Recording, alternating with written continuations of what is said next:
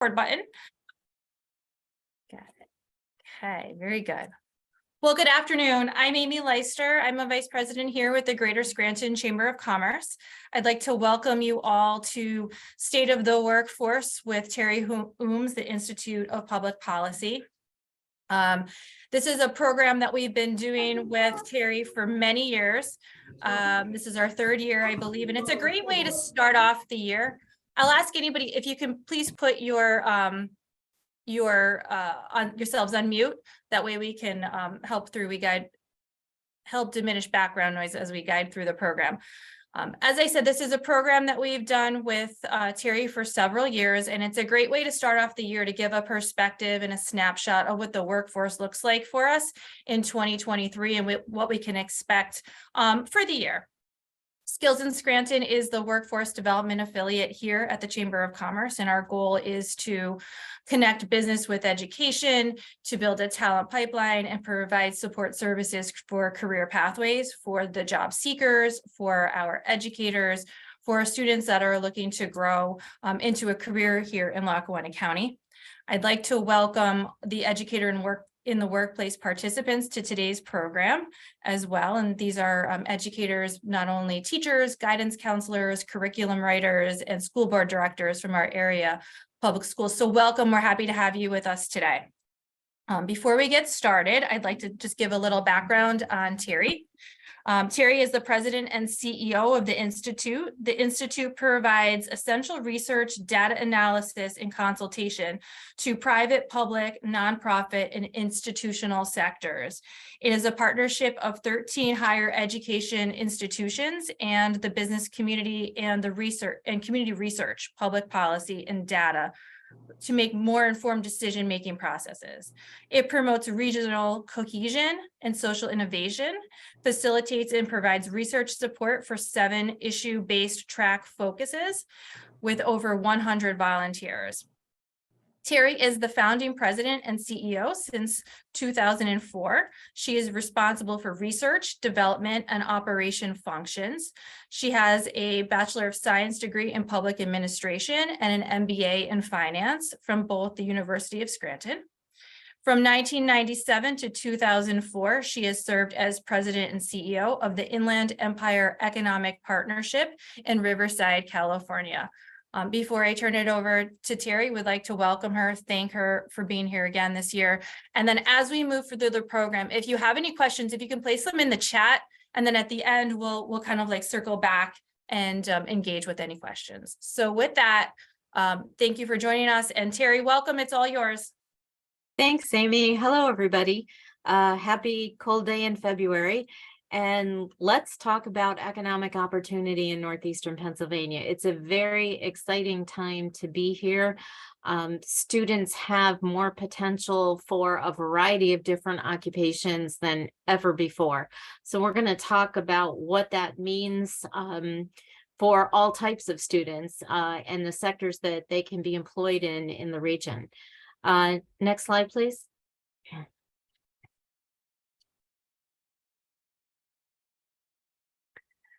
So I'm sure that you see the monthly news reports about the employment and unemployment, and we all get hooked up on what is the rate? How did the rate change? Well, we need to look beyond that now because fluctuations in the rate are a normal part of our lives. And it's only one factor of what employment and unemployment means. Specifically, the unemployment rate is a product of labor force participation. And what we want to know is, are more people going to work than in the prior period?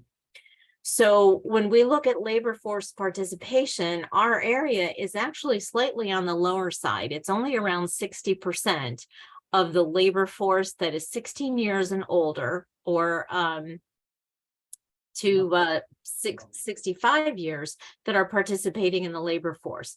This is about 10% lower than the state average. If you look at prime labor force, which is 25 to 54, we bounce up to about 80%, and the state average is about 84. Part of the reason is we've got some barriers to employment that we'll talk about. We also have a higher percentage of residents with a disability of sorts that is likely keeping them out of the workforce. So with regard to that, we've got things like physical or emotional or intellectual disabilities that are keeping people out of the workforce. The percentage here is a little bit higher than what we're seeing in the state and the nation. It's about 13%, where the state is only at 11%. We also seem to have a slightly larger portion of disconnected youth, those individuals 18 to 24 that aren't engaged in higher education or consistently engaged in the workforce. And we have an unusually high number of single parent households. And that aspect has a tendency to keep people out of the workforce, especially in shift work if you have young children at home. Barriers to employment in part relate to some of the specific groups we talked about, but we've also got transportation issues here. Public transit is a bit of a challenge. It runs Monday through Friday, regular business day. It doesn't touch all of the major employment centers that are surrounding our urban core. It doesn't run on evenings or weekends or overnights. Which affects shift workers in warehousing, distribution, manufacturing, retail, and hospitality. So that's number one. Another barrier to employment, which the transportation was a pre-COVID issue. This next barrier to employment is a post-COVID issue, and that has to do with daycare. There is a lack of available and affordable daycare, not just here. It's a national phenomenon. Many of the daycares have closed because of COVID when they weren't being utilized. People left the workforce. Workers in daycare are paid less than a lot of other occupations. And so that becomes a challenge with regard to especially single parent households with less daycare available. The price also goes up. So individuals earning lower wage, it also becomes a barrier. And then the next issue, and I don't know if it's really an issue, I think it's happening at a very good time, is artificial intelligence. Everybody is worried that automation is going to take over jobs, and it will take over some. However, it's going to create some. And I think what we need to be aware of now is nationally, we are in a very different position than we were a decade ago. And this too is not a COVID phenomenon. We've been leading up to it over the past decade. Essentially, our country has an older population. The largest population on the books has been the baby boomer population. And about 3-4 years ago, those baby boomers started leaving the workforce. And in sheer volume, they're falling out of the workforce. Many have retired earlier as a result of COVID. Some of them just retired because they're retirement age. But when you look at the sheer raw numbers of individuals coming up in the pipeline behind them, it's less. So think of population like a funnel. The wide part of the funnel with people falling out of the top are those retirees and approaching retirement age. And that younger generation is that narrow part of the funnel coming up behind them. So essentially, we have more jobs than we have people. It is not a Northeastern Pennsylvania thing. It is a national phenomenon, which means for a lot of occupations, we are now competing with regions and states across the country for talent. So talent attraction has to be elevated on the priority list to fill some of the open vacancies that we are all going to be experiencing over the next decade. Next slide, please.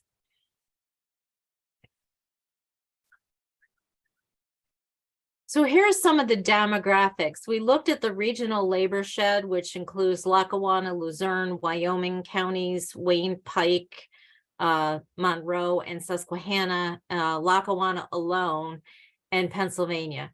You could see that the demographics are very similar. We're looking at about 20% of the population being under 18. But then when you take a look at the population that is in that 65 and older, in particular, that's about another 20%, and another 14-15% coming up behind it, ready for retirement. So you could start to see some of the differences that are occurring in our demographics. It also puts into play the type of workers we're going to need to service this change in our demographics. Next slide, please.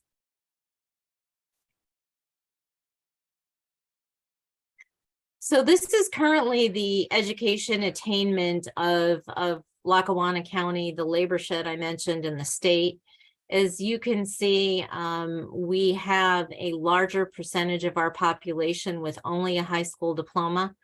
And compared to the state and the labor shed as a whole, or I should say the state as a whole, we're not as competitive with bachelor's degree and postgraduate degrees. Now, historically, we correlate higher education with higher wages. And for the most part, that is absolutely true.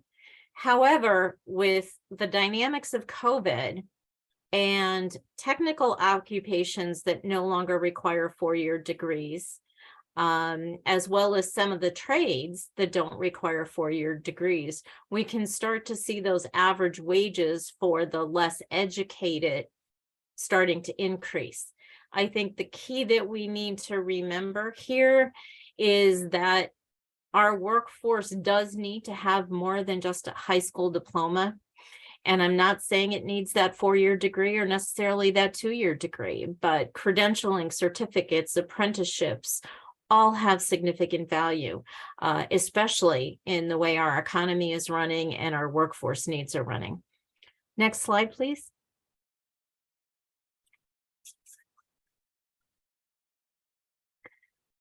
So these two pie charts break out the total workers by type of industry. And you could see there's very strong similarities between Lackawanna County by itself and the total labor shed that I mentioned. The biggest piece of this pie here is healthcare and social assistance. It's a very broad category. It covers everything from physicians to nurses to lab techs to social workers, but it is the biggest sector of our economy.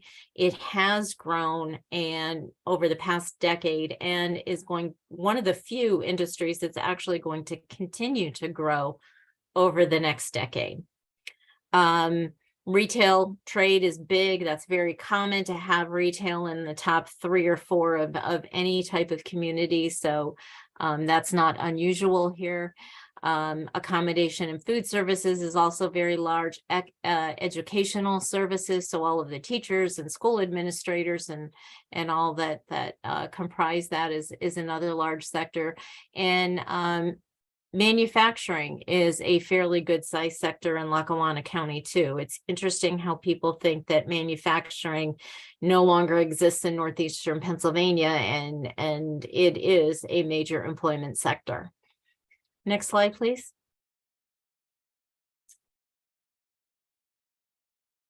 Now I'd like to walk you through this real busy slide here. So what we're looking at are major industry classifications. These are the broadest sectors of NAICS codes. I'm sure you've heard the term before. And it talks about, in the first column, the number of employees that work in each of those sectors in Lackawanna County, average, back please, average annual wages, the location quotient, which is actually the density. And anything over 1 means our area has a higher density of these kinds of industries and sectors within those industries in the region. You can see that many of those industries sectors show an employee change that's actually a loss over the past decade.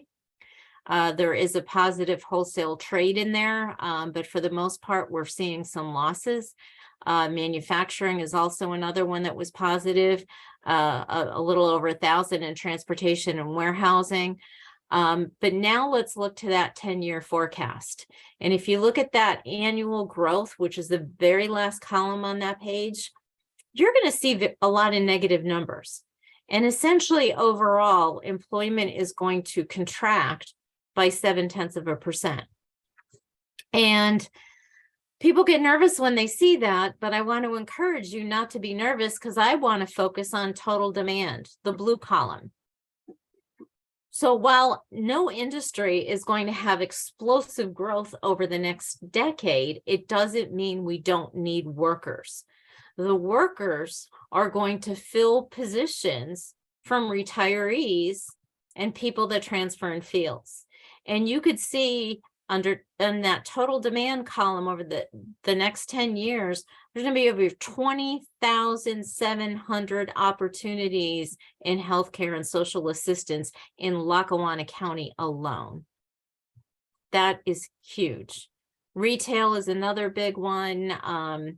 Accommodations and food services, of course, is a number, but there's a number of occupations or industry sectors there where that demand is pretty significant, and it shows that we have job opportunities in a variety of industry sectors. Now we're going to break this down in the next slide and look at specific occupations. So next slide, please. So now we're looking at occupations rather than industries. So these are traditional job titles, but these are very broad standard occupation codes. So there's a number of things inside those. And again, let's focus on that total demand column and take a look at the numbers of individual opportunities within those sectors. I'd like to point out in particular, our current biggest employment sector we talked about is healthcare and social assistance. And over the next decade, we're going to need 3,800 doctors of different kinds to meet demand here in the region. Right above that is another healthcare sector. It's called healthcare support. And the number there is 10,210. Healthcare support includes occupational therapists, physical therapists, pharmacy aides, medical coding and billing, personal care aides, home health aides. So a variety of those support occupations that make our healthcare system function. So this is important when you look at this, because as you go down this list of occupations, you can see that there's a variety of occupations with significant demand over the next decade. They require different levels of education and training. And some, I didn't go into all of the detail. Like I said, these are the broad categories, but I know trades are a lot on people's minds and have often been overlooked. But just in Lackawanna County alone, there's going to be a demand for 200 plumbers, 322 electricians, 340 carpenters. So as you can see, just the trades alone are going to create opportunities for individuals that have no desire to go for that 4-year degree or beyond. Yes, because we wanted to do it after Next slide, please. you left. And then, so you put, I completely lost track of time. Hi, can we ask everybody to mute, please? Thank you. So this next slide is called RealTime Intelligence, and that's just a fancy name for a category in our labor market database that talks about job postings. So in the last 30 days in Lackawanna County, there were a total of 5,683 job postings, covering 433 occupations and nearly 600 specific locations in Lackawanna County, representing 1,500 employers. And then as you go down the list, looking for things, a variety of hard skills, soft skills, different types of certifications, 4,000 job titles. Programs is the specific education program name. And there are 9 different job types types. So we're going to break that down in the next few slides. So the next slide, please.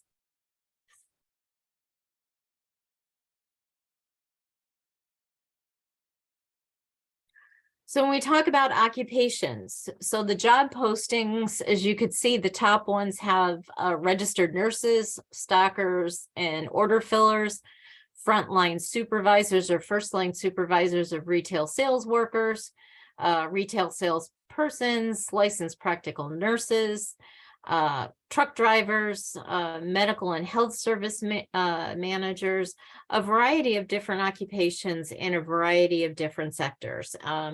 And this does not include all of them. I just screen grabbed the first 15 or so. Next slide, please. These are the locations. As you could see, there's a number in Scranton, but it's defined differently depending on the employer. And it's not surprising that Scranton has probably the bulk of the opportunities, but many of the smaller communities around the city of Scranton have a number of openings as well. Next slide.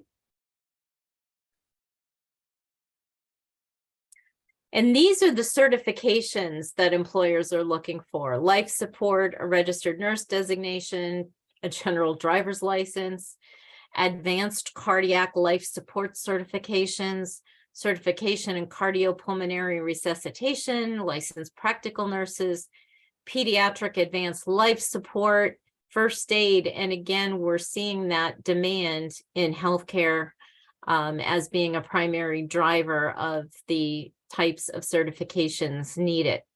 As you go down, you're going to see things like CDL licenses and CPAs and child development specialist and things like that, as well as some other very specific types of healthcare credentials on that particular list.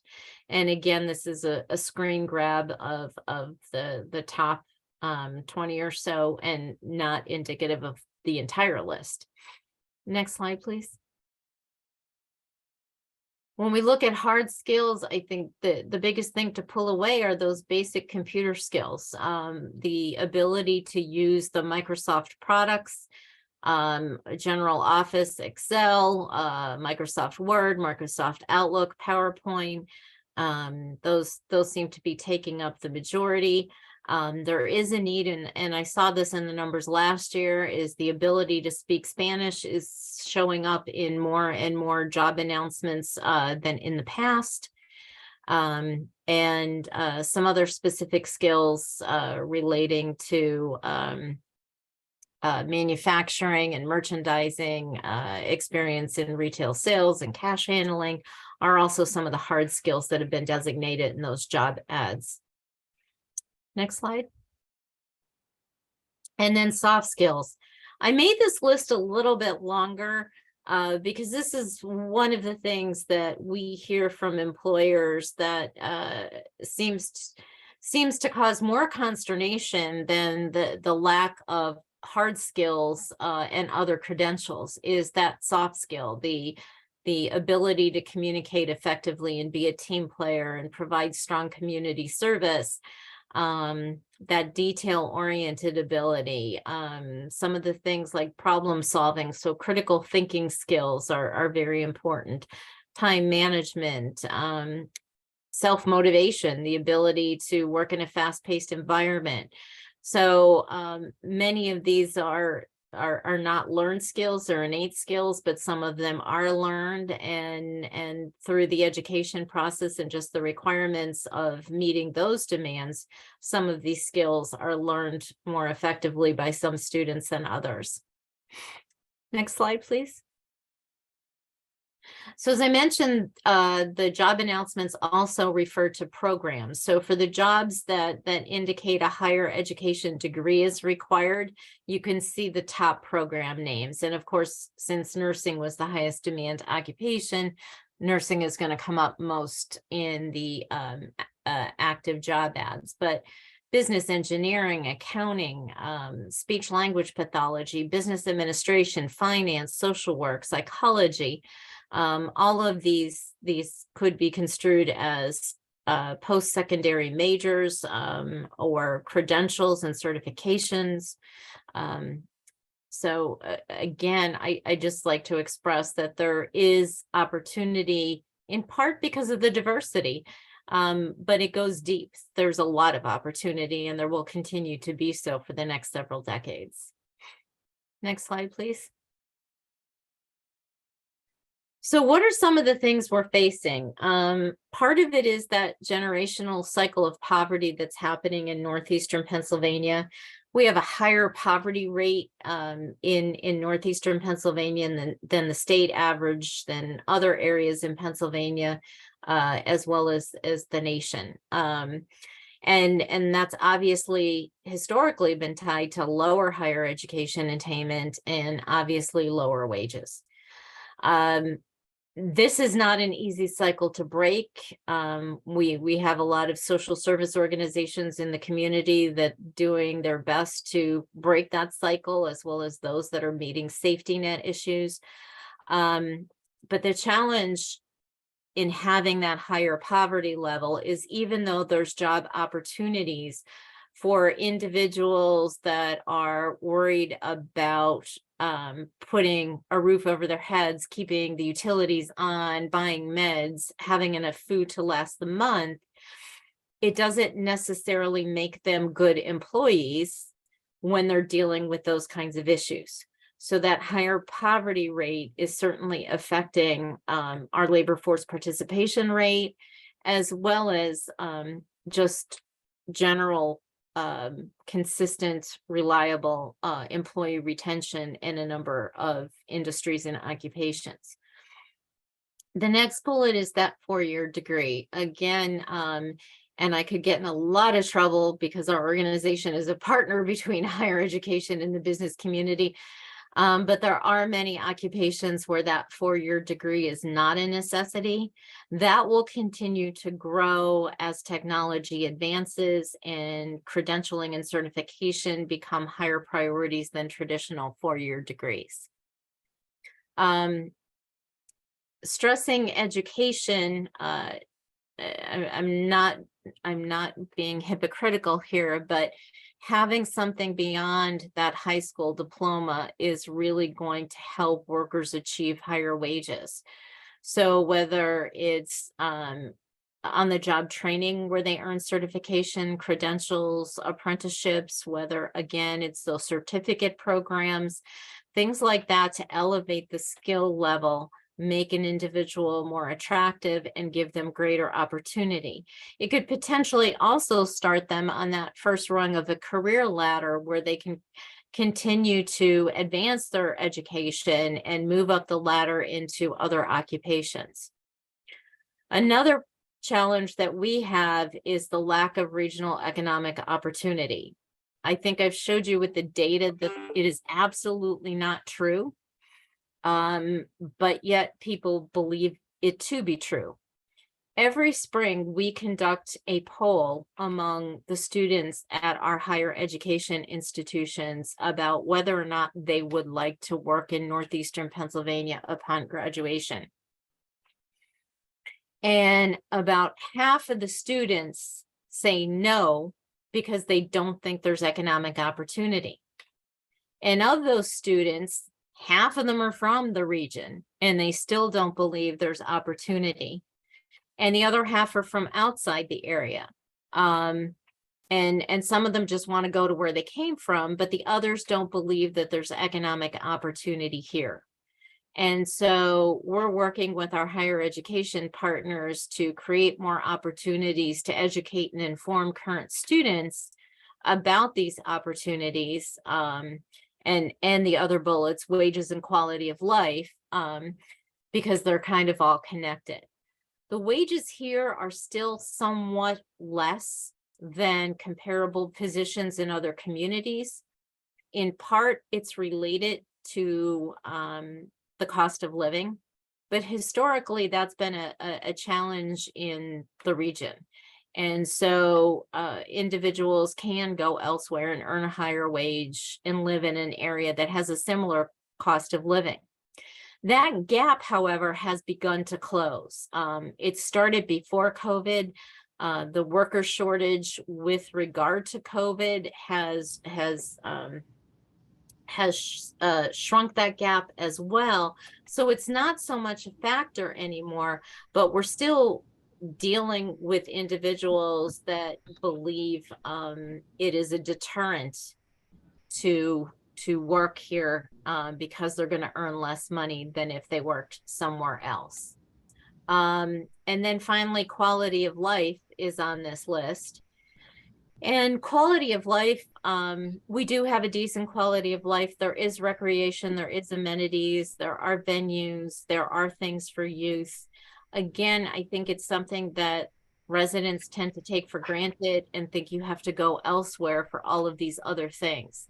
And that message seems to be the one that gets translated. And sadly, that does give us a negative image and therefore impacts our ability to attract and retain and build that pipeline of workers.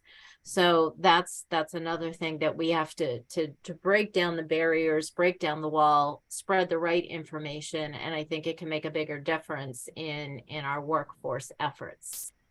Next slide, please.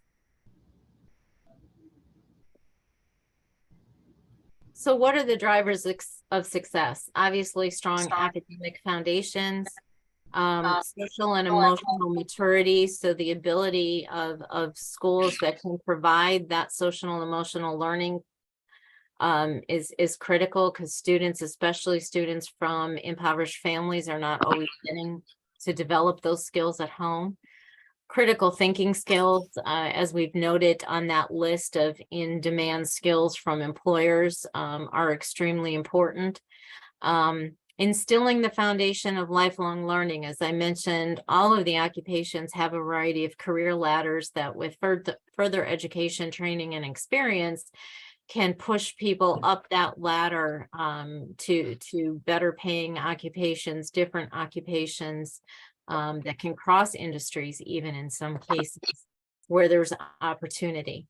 One of the basic needs is dealing with root causes of poverty and helping the impoverished population in our region focus less on the need for consistent food and housing and those basic needs, so that they can enter the workforce or remain in the workforce successfully. Healthcare is another factor. I showed you the demand for doctors and other healthcare support occupations over the next decade. It's a significant number. And so our efforts in attracting, retaining, and building that pipeline locally is critical. It is especially critical given the fact that our population is aging. And again, I'll go back to the fact that we are going to continue to be competing with other communities and regions across the country for the healthcare workforce, because the same thing is happening everywhere. COVID really exacerbated the situation. I've talked with the CEOs of several health systems in the Commonwealth over the past couple of weeks, and they're all saying the same thing. COVID pushed people over the brink. Regardless of the occupation, anybody who was within 5 to 10 years of retirement that had some means to do so lost healthcare. On a webinar. And so that is something that we have to make up for as well. And then finally, navigation and guidance equals opportunity. Many of the myths I mentioned earlier, people believe to be truths. So creating awareness, providing information, providing guidance on what types of careers are out there, what are the education and skill levels needed to obtain those jobs, is a critical factor. And I say navigation because navigation is a factor with a higher percentage of children that are living in impoverished households. We can't assume that those families know how to navigate systems to pursue workforce training, continuing education for their children, let alone themselves. So those are other factors that we need to ensure are put into play and exist in our region. So that includes the data-driven presentation for today. I'd be glad to respond to any questions. I know Amy had asked that they be put in the chat. Yeah, thank you so much, Terry. Couple of takeaways that I see is on the talent attraction side. From a chamber's perspective, yes, you're definitely spot on. We need to start recruiting individuals from outside in and promoting the available job opportunities, as well as growing that talent pipeline from within. So from a just an awareness standpoint, the chamber is already doing that through our economic development marketing affiliate Skills in Scranton, promoting all of the job opportunities, the businesses that are in the area, and the quality of life. One thing that also stands out for me is those slides on soft skills, hard skills, as well as the certification programs. I think that's something that we can really focus on in providing and bringing that education out to the community about what is needed for those positions that are open today, those high priority occupation sectors. And I think that our Workforce Wednesday initiatives is a great way to help our business community promote some of those skills that they're needing. Let's open it up to the chat. Stephen Hensel, what are the top, I lost you. What are the top incentives to join the workforce in NEPA? Terry, would you say it's the growing incentive of the rate and the opportunities that are available? Yes, we talked about wages. Wages in all occupations have increased dramatically through COVID, and they're not decreasing. So it's a good time to enter the workforce, and in occupations that maybe you would not have thought of before as being well paying. There are very few occupations that are paying the minimum wage. An employer that wants to be competitive and get the good workforce is paying much more than that now. It's a challenge for especially our smaller businesses to be able to compete with that. And some of them are trying to find unique ways in terms of flexibility of scheduling and other things to combat that. But there's opportunity everywhere. And the earning potential has grown and will likely to continue to grow as the demand for workers continues to increase relative to supply. Okay. Jane is asking about the PowerPoint. Yes, it is going to be available for posting on the Scranton Chamber's website following the event, so you can feel free to watch it at any time. Let's see here. Holly's asking if the 18 to 24 youth group is not participating, how do we combat that? And how can we educate younger kids about the opportunities available in our sectors? So two parts. The 18 to 24-year-olds is I think a lost population. There's very few resources that are available to reach them, to educate, to inform, to navigate, and to guide them. I do believe that NEPA Thrives, which is a workforce program that's just getting off the ground through the Scranton Area Foundation, is going to have some level of focus on that group. But that is a huge challenge right now, or I should say perhaps gaps in resources that are currently available.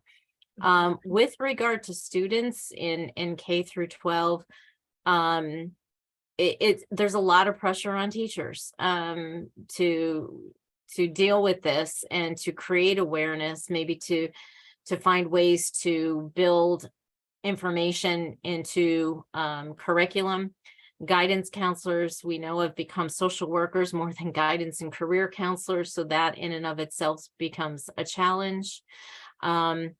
We have created informational pieces that can be posted on school district's website about these job opportunities and career ladders and education and skill requirements.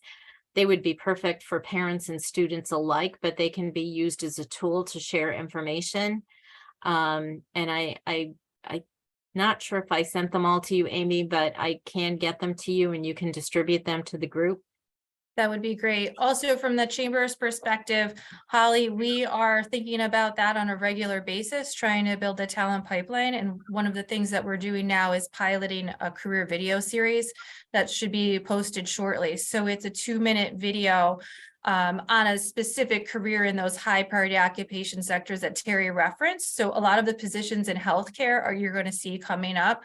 And then also with that will be a downloadable PDF that will talk about the skill sets and the educational opportunities in that position in that industry in general to serve as an added tool for our educators and job seekers to use as we build that talent pipeline. And also right now we have our Educator in the Workplace program, which is underway as we speak. So trying to provide those resources to our educators to touch those K-12 kids. Bob Jerkins asking, are you aware of any examples or best practices in getting information into the hands of our students and families? Families, I think that the best avenue, especially if we're looking at disadvantaged populations, would be through the social service organizations. One of the challenges we have in our community is it's exciting at the same time, I should preface it by that, is our growing diversity. However, the challenge is the individuals that are moving here for the first time, whether they're moving here because family and friends moved here, or they're just trying to find a better quality of life, are very skeptical about systems and institutions. When we were out in the field interviewing individuals that have moved to the Scranton area from variety of South and Central American countries, we heard horror stories about how they were treated by employers and landlords and taken advantage of. And it's all assuming that the individuals don't know any better or whatever. It was really disheartening to hear. But as a result of that, there's a lack of trust. So using trusted intermediaries like the social service organizations they go to, like the health systems that they go to, big in Scranton is Scranton Primary and the Wright Center. Those are trusted organizations. Churches are another way to reach out to individuals. But those are my best recommendations to reach people. Okay, thank you. Does research show the living wage for the area and what is included in the calculation of the living wage? Well, funny you should mention that. We just published a study on the living wage in northeastern Pennsylvania, and I believe we've already added to our website. And the living wage is calculated using basic necessities like housing, transportation, food, utilities, medical care, and we do it with and without the costs of daycare. And I believe that might be everything. There's nothing in there regarding, savings accounts or vacations or anything like that. It's truly meeting basic needs. And the study that we just published in the fall was actually used by the University of Scranton in the State of Scranton presentation in November. And again, I believe it's already up on our website, but I can get it to you, Amy, and you can share that with the group. And so what we measure is single parent households with 1 child, 2 and 3, family classifications with either one adult working or both adults working, and that's where that child care component gets built in. But right now, if you are a single parent with 1 child living in Lackawanna and Luzerne County, the living wage is about $62,000. If you are a two-parent households with 2 children and 1 adult is working, that living wage is about 71,000. Now, it is higher than it was in 2019, and a small percentage of that does have to do with the inflation that we've experienced. But another factor in northeastern Pennsylvania that has been a challenge is the exponential increase in the cost of housing and rents. We have basically a supply shortage is what it turns out to be. So it's basic economics, supply and demand. You don't have a supply, but you have the demand, the price goes up. And that's where we are. Housing is absolutely through the roof. It's really challenged many families in the region who would at one point in time may have even been considered middle income families may now be challenged as a result of that. Terry, what are your thoughts on the surge in unions? In all honesty, I didn't realize we had a surge in unions. Our percentage of union representation has been fairly low. I would say not even competitive with other areas, slightly lower than other areas. Okay. Back to the question on housing. Any initial thoughts on, on the House bill, introducing a bill that would make skills-based training eligible for popular Pell Grant programs? I think it's a great idea since we have such a large number of occupations that need that set of skills. Okay, question from Mark, Superintendent of Lakeland, right, Mark? This is your question. If school districts wanted to serve as a conduit to connect grads in the 18 to 24 age range to local career opportunities, what organizations would you look to connect them with? Well, the best organization are the career links. They are working with the employers, and individuals can go and get basic interview training, resume writing assistance, and then get connected. And in some cases, they may even be eligible for free training programs or education programs. So I think that should be the first stop. Yeah. And Mark, I would also like to mention that the Chamber's job board has a listing of all the available positions that our membership has available. So that's a great tool, as well as internship opportunities. And we haven't really talked much about that, but what a great way to connect those individuals to exposure of what's in our community and to gain some help and guidance there as well. And most of them are paid, which is a good support. Okay, does anybody else have any more questions? That's the last question in the chat. Giving it one more minute.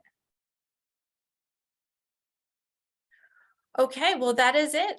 Terry, thank you so much on behalf of the Greater Scranton Chamber of Commerce and our membership. Thank you for coming back every year and doing this for us. It's you know, a great program that gives us a lot of information as we look to guide our program of work for next year and our programs and our webinars upcoming.